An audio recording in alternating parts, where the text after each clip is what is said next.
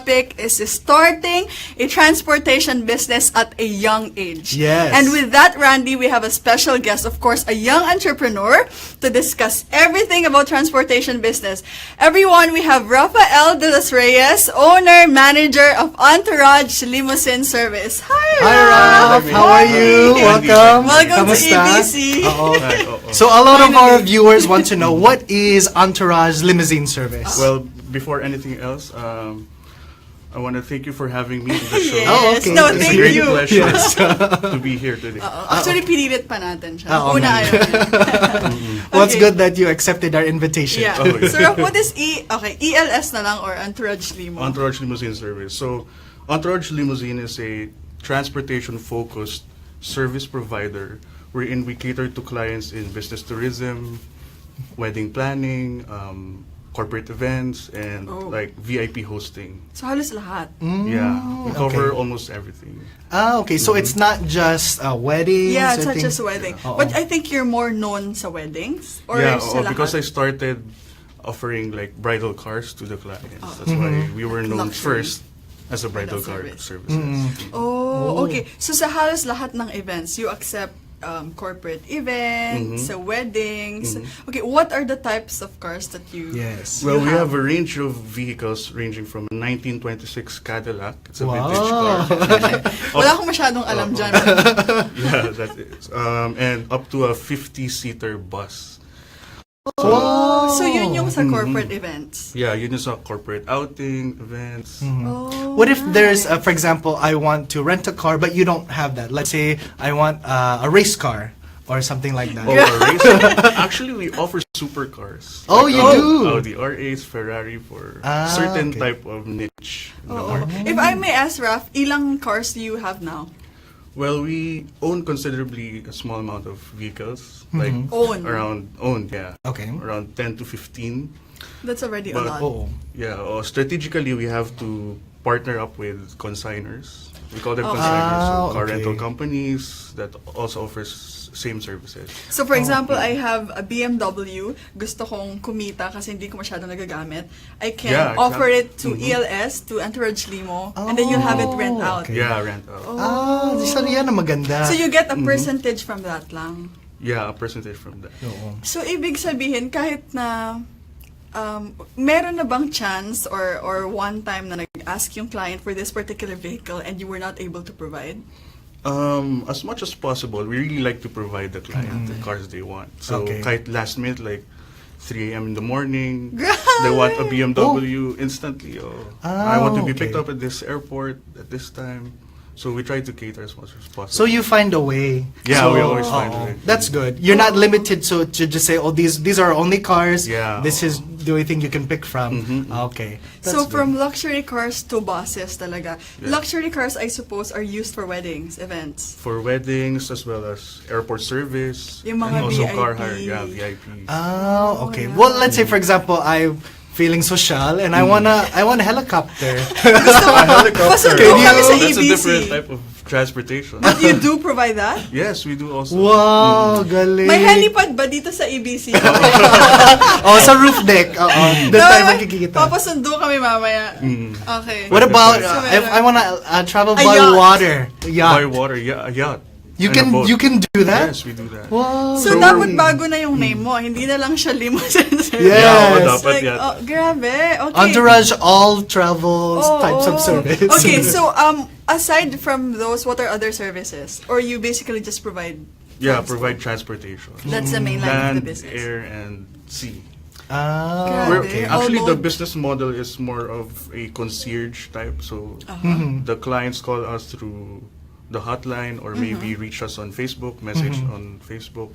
And then from then on, depending on what type of event, we specifically like customize which car, what mode of transportation they use, and then we give the best rate for them. Nice. Now I know you have like airport services, but what's different from just me getting a Grab car or an Uber? Oo, tama.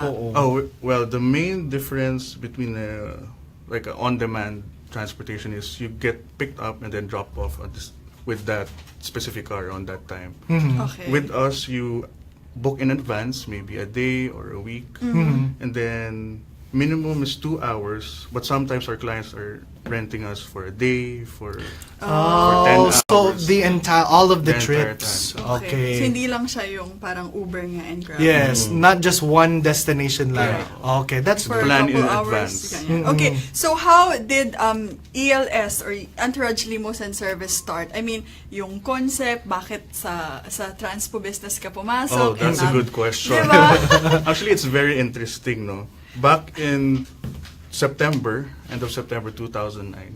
2009. So that was 2009, 7 years yun. ago. Yes. Oo. So, after Ondoy, all of our cars were flooded. I mean, personal cars, your family's Personal car. cars. Oo. Oh, Personal cars okay. inside the garage. So, parang ako, being a young student, also taking up entrepreneurship, so na-challenge ako to be entrepreneurial. Sabi ko, how would I take advantage on this problem na magpapalit kami ng we need to change Ng vehicles. kotse. Ganyan. So, also, gusto ko ng luxury car. Syempre, parang passion ko yun. So, hilig ka talaga sa cars. So, I took advantage. I convinced my parents, why don't we buy a luxury car? Tapos sabi nila, naku, bakit ka bibili luxury car? Nababaha nga tayo dito, diba? Oo. So, it's not Okay. practical. So, I challenged myself, what business could I create at the same time, ine-enjoy ko, and then magagamit yung vehicles na bago namin pinurchase. Okay. So that's when Entourage was... So that's how you convinced them No, I'm, to buy the I'm luxury curious car. of the convincing part. Yes. How were you Oh, able to convince your parents to buy a luxury car? What car was that that you're trying to convince them? Well, it's a Chrysler 300C Okay.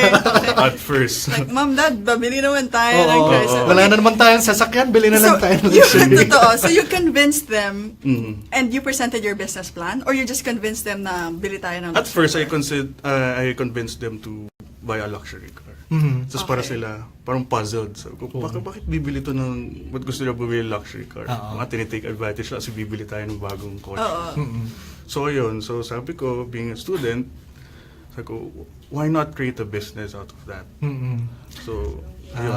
So that's the how- very first vehicle under your business. Yes. So yun na yung ginamit. Like yun na yung pina-rent mo. Okay. So that's how, yeah, very interesting. How old were you then?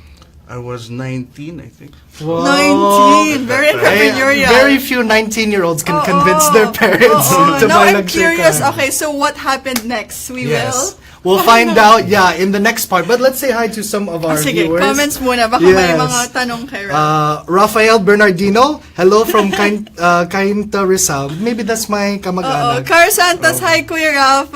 Joe Hello. Joe delos, Reyes. Joanne Edades. Okay, Kasi sorry. ang alias mo, Joe Del Rey. Okay, sige, wag na.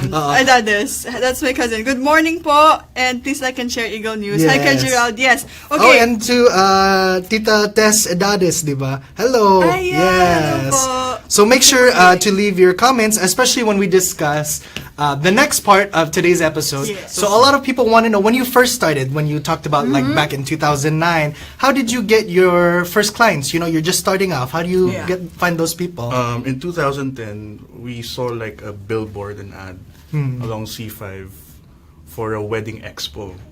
So starting out as a bridal car business, we then contacted the organizer and then told them that how can we join the expo. Grabe yung timing. No? Oo, galing. So you So- started late 2009? Or 2010 na? 2009 was like the idea. And then Okay. 2010 we executed and buy the car, Registered the okay. business. registered the business and everything. And then joined an expo. That's the very first step in marketing. Yeah. Yes. business. Especially To get- being brand new, di ba? Oo. So it's somehow like testing the waters. Oo. So from the expo, How From did the it turn expo, out? we joined the expo, so mahihain pa ako being like, di ba? 19 Ako lang years lahat. Oo nga, old. mga 19 years old pa. 19 years Oo. old. I get to interact with soon-to-wed couples. So from there, pinag-aralan ko what do they need, how does it work, like how many hours, what are the inclusions, and then in that during the expo, we get our clients. So on the spot bookers. Okay. Oh, from that expo that you joined the first time, nakakuha ka ba ng client doon? Yeah, nakakuha naman ako ng client. Wow, see, that was the smart thing to do. Oo. You're very, if you're just starting off, find a location where you can have a large pool of clients, diba? Tsaka I think that's really the perfect venue to market the luxury bridal car kasi talagang wedding expo, all the soon-to-be wed, talagang naghahanap doon. Yes. At first, I just got 2 clients for the 2-day expo. Oh, okay. Pero 2, that's already 2 clients. Whoa, especially just starting off. Then from there, how did you get more clients besides the wedding expo? Well, to really learn about the in and outs of the industry, I joined almost every 3 months, quarterly, different organizers. So I tried joining a different organizer for the wedding expo, pero consistent, puro wedding. Okay. So wedding expo talaga. Tapos nakuha ang traction, I got used to it.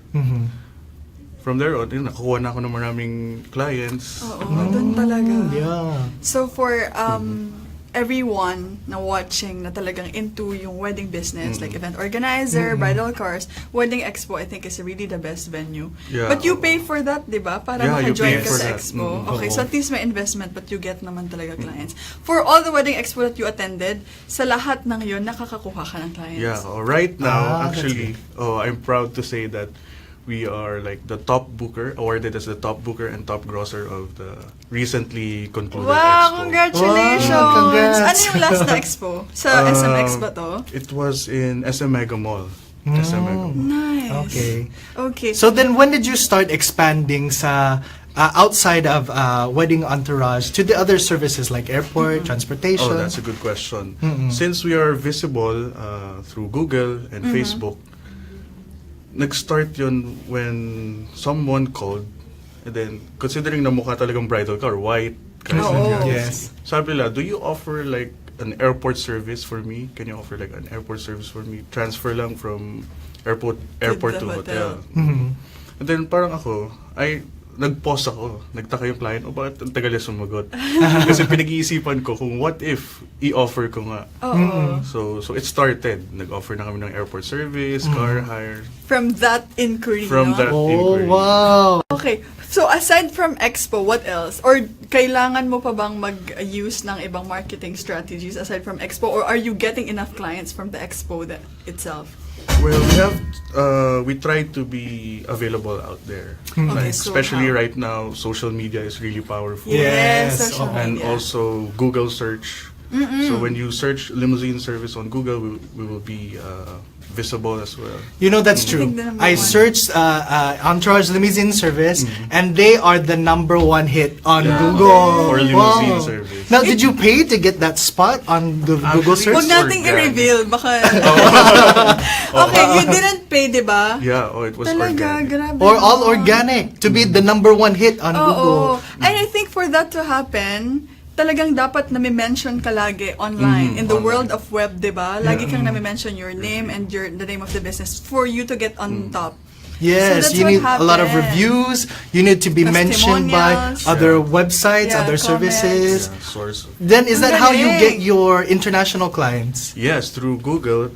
Some of them are from Russia. We're getting inquiries from Australia, Wow. Singapore, Southeast Asian countries. Yung mga bisita usually, yeah. those who are Pala. planning to come in the Yeah, it's Philippines. business tourism. So if they have Oh, a business to correct. conduct, or maybe they're conducting like an expo for their product, usually they call us for their ground transportation. Okay, see? so basically, the marketing strategy is how you put yourself out there. Number one, expo sa events, and then sa weddings, and then Their social media your pages. social media. Social Oh, media. Facebook. Okay. And then what's helping them with international clients is Google search. Oo. Pero, Very helpful. okay, talaga. so hindi siya paid, Randy, no? I'm curious, paano ka kaya nag-top? You think, I mean, mini-monitor mo ba? You think people are really talking about Entourage Limousine Service? Siguro there's not that much number of services offered Yun pa. specifically to limousine service. Yun pa. Okay. Yeah. Kasi ang popular yata in the Philippines is car rental services. Yes. So when you say limousine service, chauffeur driven, uniform driver, plan in advance, and then sometimes the clients book us like 5 cars, a fleet.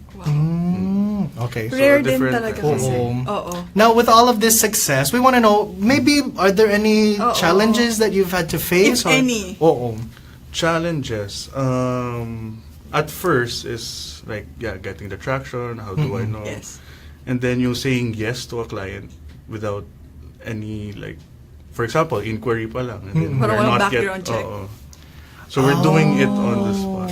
So that's a risk, di ba? Correct. Oh, risk. So, connecting It's more it of a to risk. the experiences, meron na bang na-experience na nag-book, pumayag ka, tapos, what do you call that, mga bogus, or hindi dumating, or wala pala? Cancellation. Hopefully wala naman. Oh, Wala talaga? naman. Wow. Well, how do you prevent that? How do you... Kasi wala namang background check when they're just doing Correct. inquiry. But do you Yeah, do for any precautions on your for yourself to make sure that this is a legitimate inquiry and Well, request? the booking process is they pay first. So that's a security. Yes, Tama. that's security good. na. So before the car arrives, before we set everything else, the client has to make a down payment first. Okay, down payment pa lang naman. Oo. Then after the trip, dun yung full payment. Yeah, full payment. Okay.